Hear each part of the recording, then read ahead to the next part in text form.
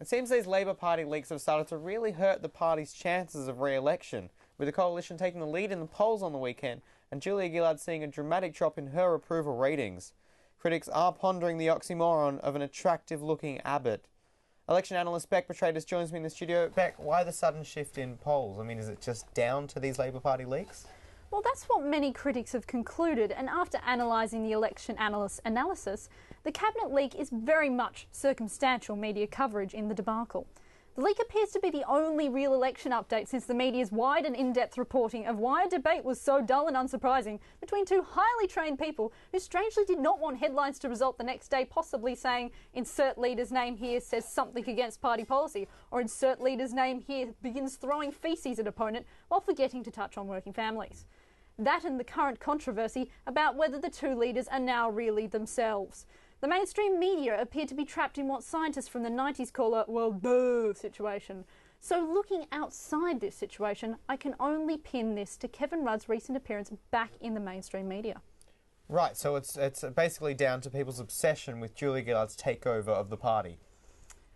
Well, no doubt that for some reason, possibly being that this election is being played out like a daytime soap, is still having an impact on public opinion.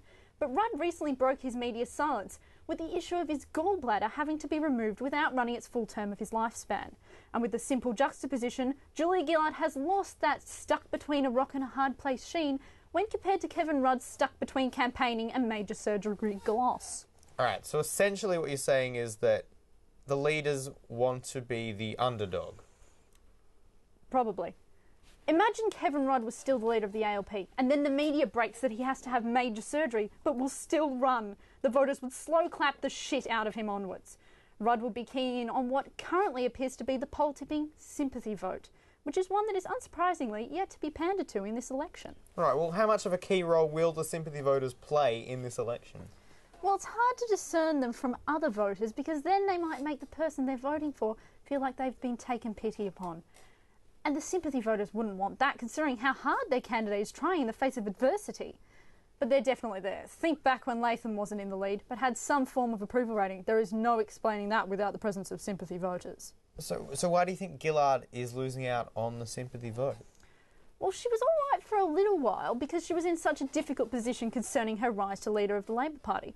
It seems now that by bringing Rudd into the limelight, she has shown that she doesn't have it all that bad, and I believe she would benefit from some cuts. Budget cuts?